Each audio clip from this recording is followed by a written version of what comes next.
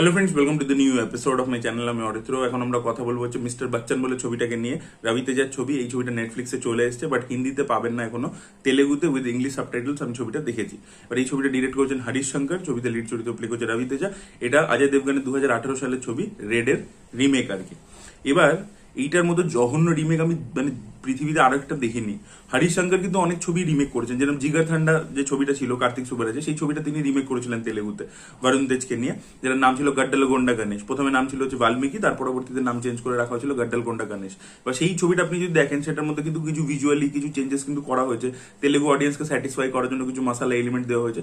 But original ছবিটার এসেন্সটাকে maintain করে তারপরে চেঞ্জেস গুলো করা হয়েছে, এবং সেই চেঞ্জেস গুলো চোখে লাগে না। গাড্ডালাকোন্ডা গণেশও কিন্তু একটা ভালো ডিসেন্ট ছবি, এবং তিনি কিন্তু যখনই যা রিমেক করেছেন সেটাকে কিন্তু একটা প্রেজেন্টেবল বানিয়ে দিয়েছেন, কিন্তু কিছু চেঞ্জেস ইত্যাদি করে কিন্তু একটা প্রেজেন্টেবল বানিয়ে দিয়েছে। এবং অরিজিনাল যে কাজ করেছেন হরিশ শঙ্কর এর আগে, তার মধ্যে ডিজে বলে ছবিটা করছে, তো উনি কিন্তু না কিছু জায়গায় এরকম করেন যে ক্লাইম্যাক্সটা ধরুন অ্যাকশন দরকার, কিন্তু অ্যাকশন না করে উনি সেখানে কিন্তু কমেডির মাধ্যমে পুল অফ করে দেন। ডিজেতে দেখবেন লাস্টে যে সিনটা আছে, ও সেই বাইরে যায়, ও বলে আমি নিজের মায়ের সাথে কথা বলি, আল্লু অর্জুন বলে আমি আমার বাবার সাথে কথা বলি, দেখবেন এরকম একটা সিন আছে। তো ওগুলো পুল অফ করে দেয়, ঠিক আছে। কমেডিও আর কি কখনো কখনো সিনেমা খুব ভাইটাল জাংশনে ইউজ করে এবং সেটাকে পুল অফ করে দেয় এই ছবির মধ্যে। এবার সেটার মধ্যে আমি আর একটা জিনিস বলে দিই, ওই কমেডিটা কিন্তু তখনই ওয়ার্ক করে যখন ওই লিড যে চরিত্র, যে ভালো পারফর্মার, তাকে দিয়ে ওই কমেডিটা করায়। যখনই সেটা কোনো সাপোর্টিং অ্যাক্টর করছে তখন কিন্তু চাপটা হয়ে যায়। এবার মিস্টার বচ্চনের কি কি প্রবলেম হয়েছে আমি বলছি। প্রথম হচ্ছে অরিজিনাল ছবির যে এসেন্সটা সেটা পুরোপুরি হারিয়ে গেছে, এক নম্বর, ঠিক আছে। তার কারণ হচ্ছে ছবিটা শুরু হচ্ছে রবি তেজার একটা খুব ভালো অ্যাকশন সিন দিয়ে, তারপরে একটা খুব সুন্দর ইন্ট্রোডাকশন সিন আছে যেটার মধ্যে কমেডি আছে, ঠিক আছে, হলো। এবার মেন গল্পটায় ঢুকতে ছবিটা প্রায় 1 ঘন্টা লাগিয়ে দেয়, যেখানে আননেসেসারি জিনিসপত্র হচ্ছে, এবং সেখানে যে কমেডিটা রয়েছে সেটা এতটা ক্রিঞ্জ। এবং এই যে মেয়েটা, রশ্মিকা মান্দানার মতো দেখতে একটা হিরোইনকে নিয়ে নিয়েছে, অলমোস্ট লুক অ্যালাইক, তার সাথে যেসব সিন আছে না রবি তেজার, আপনার মানে cringe to the power infinity, ঠিক আছে। এবং সেখানে হিন্দি সিনেমার কিছু 90s এর গানের রেফারেন্স, শোলের রেফারেন্স, মিস্টার বচ্চন, মানে কেন, মানে জঘন্য লাগছে। রবি তেজা মিস্টার বচ্চনের ফ্যান, ঠিক আছে, খুব ভালো কথা, রিয়েল লাইফের কথা বলছি, কিন্তু সেটা সিনেমার মধ্যে যখন ঢোকানো হচ্ছে একটা কিছু প্রপারলি তো আসা উচিত, মানে জাস্ট জোর করে করে করে করে ওগুলো হয়ে যাচ্ছে। কিছু পুরনো তেলেগু গান, হ্যান ত্যান, মানে পুরো আপনার মনে হবে যে ভাই কেন চলছে, রেডটা কোথায়, মেন রেডের মধ্যে কখন আসবে। আচ্ছা, রেডের মধ্যে যখন এলো, এবার আপনারা আশা করবেন যে চলো এবার গল্পের মধ্যে ঢুকে গেছে, চলো এই আননেসেসারি টাইমটা, যেহেতু রবি তেজার একটা ফ্যান ফলোয়িং আছে, এদেরকে কেটার করা ছিল, তাই কমেডি, রোম্যান্স, হ্যান ত্যান, গান টান দিয়ে দিয়েছে। এবার আমরা মেন গল্পে ঢুকে গেছি, এবার গল্পটা দেখাবে। বিশ্বাস করুন তার মধ্যেও কমেডি ঢুকিয়েছে।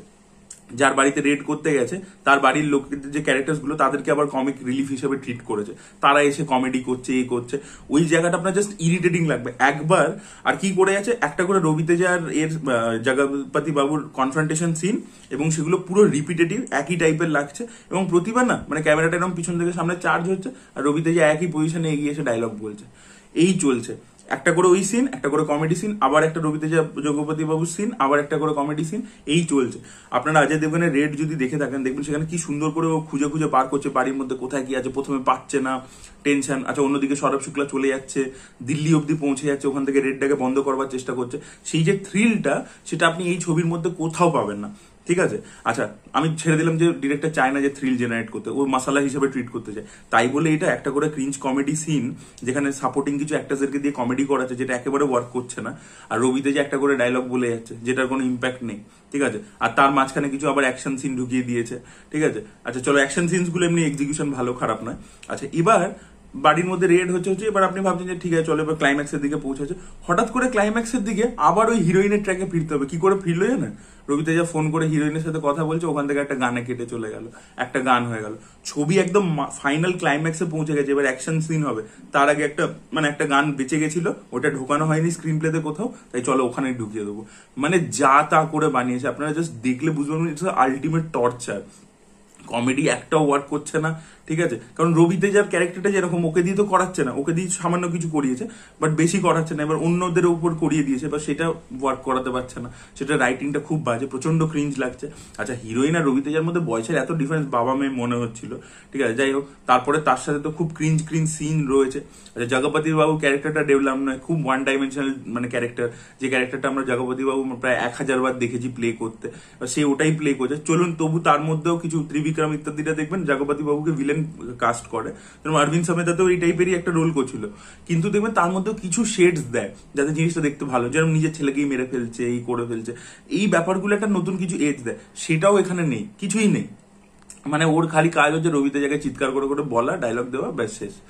মানে আমি আমি ভাবছি সিনেমাটা শেষ হচ্ছে না কেন, শেষ হলে বাঁচি। আমি বুঝেছি ছবিটা কেন একদম আল্ট্রা ডিজাস্টার হয়েছে বক্স অফিসে। এবং রবিতেজা যদি আপনারা দেখেন 2017 সালে ওর রাজা দি গ্রেট ছবিটা ছিল, তার পরবর্তীতে ওর বক্স অফিসে মনে হয় 2টো ছবি খালি সফল হয়েছে, ঠিক আছে, বাকি সব ছবি কিন্তু ফ্লপ হয়েছে।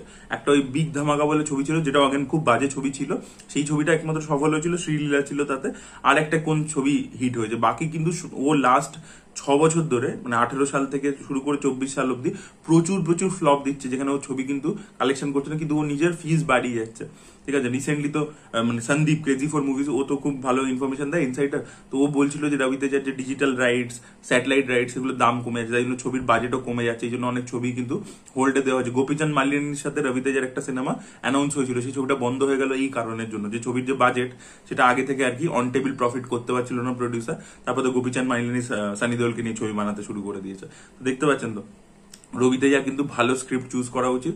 হরিশ শঙ্কর দেখুন ভালো ডিরেক্টর, খুব বাজে কাজ করেছে এই ছবির মধ্যে, এত জঘন্য কাজ করেছে। আর এর পরবর্তীতে উনি থেরি রিমেকও করছেন পবন কল্যাণকে নিয়ে, আমি জানি না, মানে আমার মনে হয় হরিশ শঙ্করের টাইম শেষ হয়ে গেছে সিরিয়াসলি। লোকটা ইন্টারভিউতে খুব সেন্সিবল কথা বলে, কিন্তু মেকিং এর সময় মানে এটা বোঝা উচিত ছিল যে আমি যখন ওয়ান লোকেশন একটা পৌঁছে গেছি, রেড একটা হচ্ছে, সেখানে আমার থ্রিলের ওপর ফোকাস করা উচিত ছিল, আমি সেখানে আননেসেসারি কমেডি ঢুকিয়ে দিচ্ছি, ঠিক আছে। মানে কি লেভেলে আননেসেসারি কমেডি ঢুকেছে আপনি দেখলে বুঝতে পারবেন। ভাই সব জিনিস কি কমেডি দিয়ে পুল অফ হয়ে যায়? সব জিনিস, সব প্লট পয়েন্ট, এটা হতে পারে না। তাহলে ছবির টোনটা শুড বি দ্যাট, মানে পুরো ছবিটাই একটা কমেডি ছবি হচ্ছে, আমি মানলাম যে কখনো তোমাকে হিরোকে আবার দেখাতে হবে হিরোইক ভাবে, আবার কমেডিও ঢোকাচ্ছ, ওইভাবে চলে না, ঠিক আছে। ডিজের যেরকম কি একটা টাইমের পরে টোনটা ছবিটার ওরকম হয়ে যায়, শিফট হয়, কিন্তু ওখানে দেখবেন প্রথম দিকে আল্লু অর্জুনের প্রেজেন্টেশনটা কিন্তু ফুল হিরোইক, সেখানে কিন্তু অ্যাকশন ট্যাকশন সবকিছু দিয়ে। আর ডিজের মধ্যেও কিছু ক্রিঞ্জ সিন ডেফিনেটলি আছে, সেটাও ছিল, সেটা বলছি না যে ছিল না, যে বিয়ে বাড়ির যে দৃশ্যগুলো ছিল পূজা হেগড়ের সাথে, ওগুলো যথেষ্টই ক্রিঞ্জ ছিল। তো আমার একেবারে ছবিটা পছন্দ হয়নি, এবং আপনারা যদি দেখেছেন তো আপনাদের মতামত অবশ্যই কমেন্ট সেকশনে জানাবেন। Thank you so much, bye by.